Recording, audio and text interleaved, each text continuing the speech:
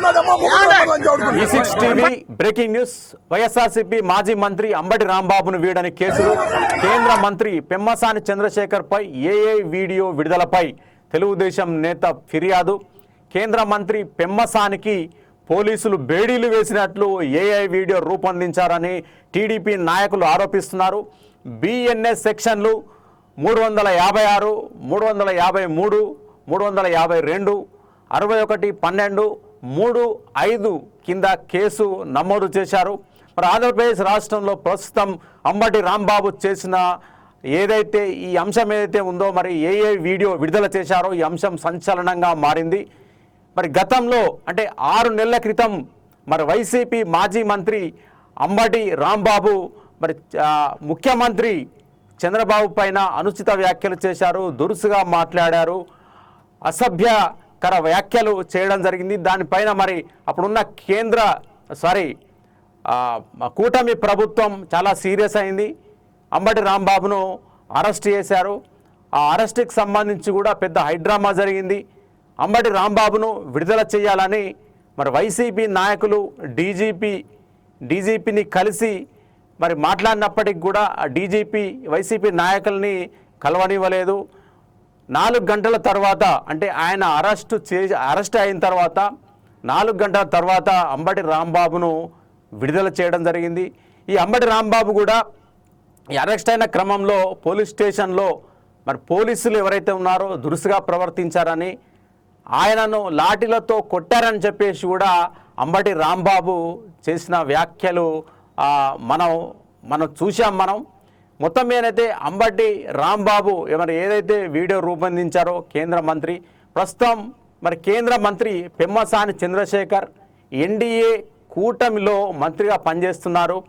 అంటే ఒక నాయకుడిని లేదా ఒక మంత్రి స్థానంలో ఉన్న వ్యక్తి ప్రతిష్టకు భంగం కలిగేలా విధంగా మరి వైసీపీ నాయకుడు అంబటి రాంబాబు ఏదైతే వీడియో రూపొందించాడో ఆ వీడియో కూడా మామూలుగా లేదు. పోలీసులు అరెస్ట్ చేసినట్లు, ఆయన చేతికి బేడీలు వేసినట్లు ఆ వీడియో ఉంది. మొత్తం మీద మరి కూటమి ప్రభుత్వం ఏదైతే ఉందో, సీఎం చంద్రబాబు కావచ్చు, పవన్ కళ్యాణ్ కావచ్చు, మరి ఏదైతే కేంద్ర మంత్రి పెమ్మసాని చంద్రశేఖర్ కావచ్చు, దీనిపైన మరి సీరియస్గా ఏమైనా ముందడుగు వేసి ఆయనను అరెస్ట్ చేస్తారా అన్న వార్తలైతే ప్రస్తుతం సంచలనంగా మారాయి.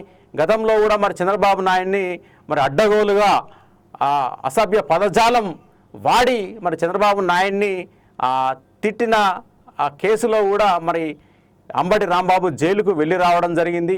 మరి వైసీపీ నాయకులు ఈ మధ్యకాలంలో మరి కూటమి ప్రభుత్వాన్ని విమర్శిస్తుండడం, అనుచిత వ్యాఖ్యలు చేస్తుండడం, జైలులకు వెళ్ళి వస్తుండడం కూడా మనం చూస్తూ ఉన్నాము.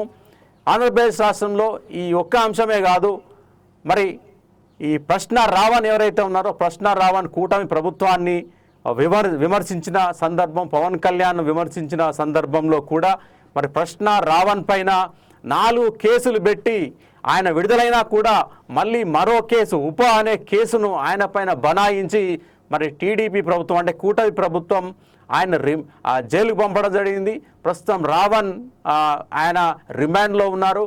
మరి ప్రస్తుతం వైసీపీ మాజీ ఎమ్మెల్యే అంబటి రాంబాబు ఏదైతే మరి పెమ్మసాని చంద్రశేఖర్ పైన ఏఐ వీడియో రూపొందించారో, ఆయన చేతులకు బేడీలు వేసినట్లు, ఆయన అరెస్ట్ చేసినట్లు, ఆయన పరిగెడుతున్నట్లు ఏవైతే విజువల్స్ ఏవైతే ఉన్నాయో దానిపైన మరి కూటమి ప్రభుత్వం మరి ఎలా ముందుకు వెళ్తుంది, ఆయనను అంబటి రాంబాబును అరెస్ట్ చేస్తుందన్న అంశం అయితే ప్రస్తుతం చర్చనీయాంశంగా మారింది.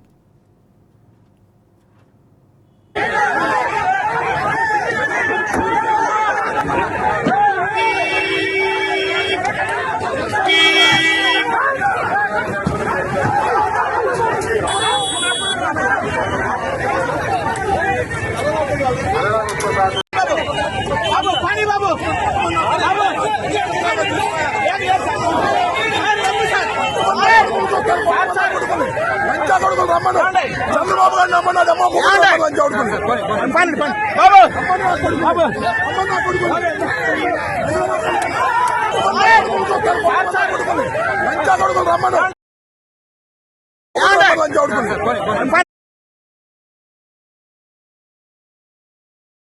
జిల్లా పలాస నియోజకవర్గానికి సంబంధించిన వార్త ఇది.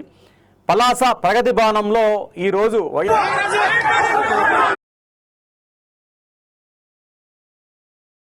జరిగిన వైఎస్ఆర్సీపీ నాయకుల విస్తృత సమావేశంలో ప్రధానంగా ఏదైతే మరి డిఎస్సి నియామకాలకు సంబంధించి ప్రక్రియ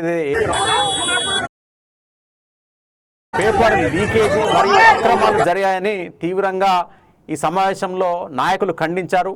విద్యాశాఖ ద్వారా జరిగిన ఈ సిబిఐ దర్యాప్తు డిమాండ్ చేశారు.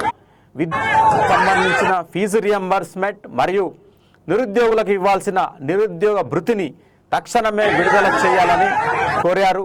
రాబోయే బడ్జెట్లోనే నిరుద్యోగ భృతి కోసం స్పష్టమైన కేటాయింపులు జరిపి అమలు చేయాలని వైఎస్ఆర్ కాంగ్రెస్ పార్టీ తరఫున పెద్ద ఎత్తున డిమాండ్ చేశారు.